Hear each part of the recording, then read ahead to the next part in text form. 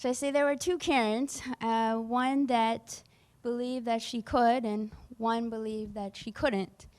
And both of them were right. So we're going to get into that today. So I mentioned I grew up in Long Island, New York, and I wanted to be three things when I grew up: a doctor, a professional basketball player, and a broadcast news journalist. So if it wasn't for my extreme fear of the sight of blood, I probably would have became a medical doctor. But instead, I'm a PhD doctor. I'm what's called an industrial organizational psychologist. Don't worry if you don't know what that is. My own family doesn't know what I do. But I'm actually an expert in human behavior, and I read minds. So don't think too hard, because I already am in there. It's scary.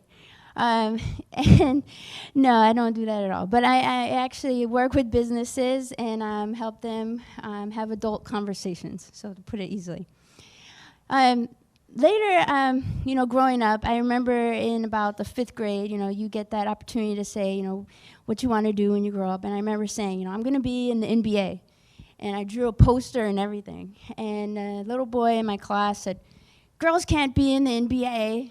And, just like Julie's story, I go home crying. And, my dad says, don't worry, you can be, anything you want to be. And girls will be in the NBA someday. And so, now they have the WNBA, which is great. And it's been just celebrated, I think, 20 years. So, yes, women can be in the WNBA. We have our own league.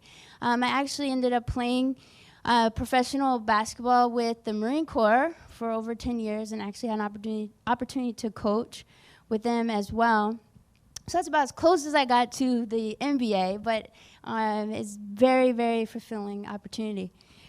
Then as far as being a broadcast news journalist, Dr. Julie and I, we went to San Diego Christian College, and we were going to study mass communications. And in our radio class, the professor told me, you'll never make it. You'll never make it in radio. You just don't have the voice for that. So, I went on to the military straight out of college.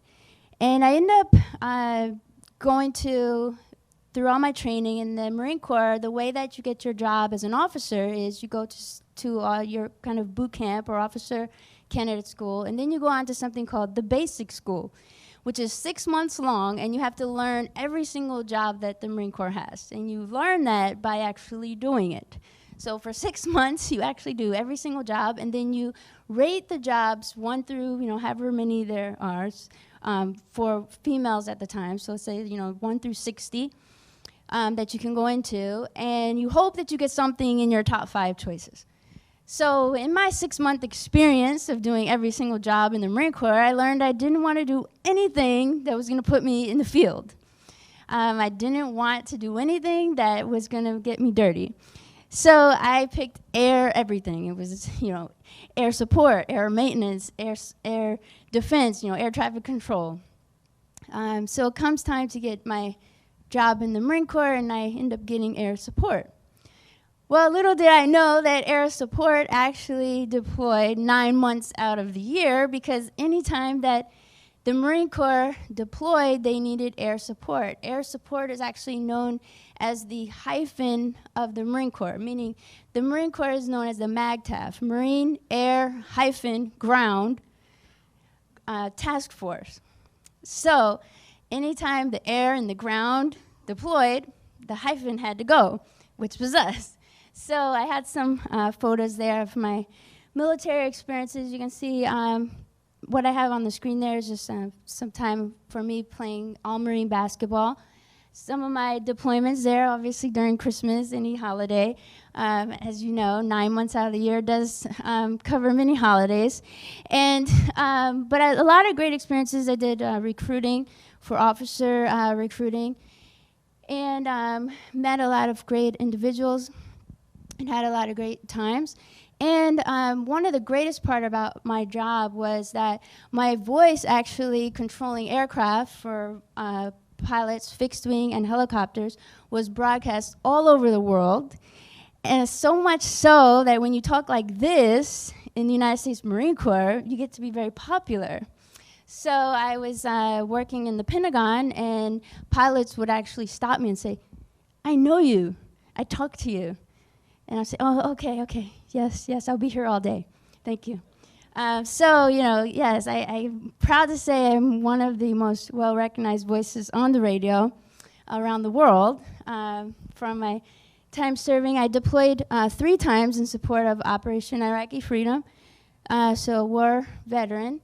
And through my time in the Marine Corps on active duty, I decided I was going to have a change of pace and actually use my degree and switch to reserves. So at that time, I went again to my family. I said, you know what, I've decided I'm going to get out. I'm going to search for other work. So I left the Marine Corps active duty and went to the reserves. And at that time, I expected to find work very easily. I had a PhD. I had over 10 years experience leading Marines. As an operations officer, I led thousands of different units and Marines, leading a retrograde from Iraq into Kuwait. And everybody told me, you're gonna have no problem finding a job.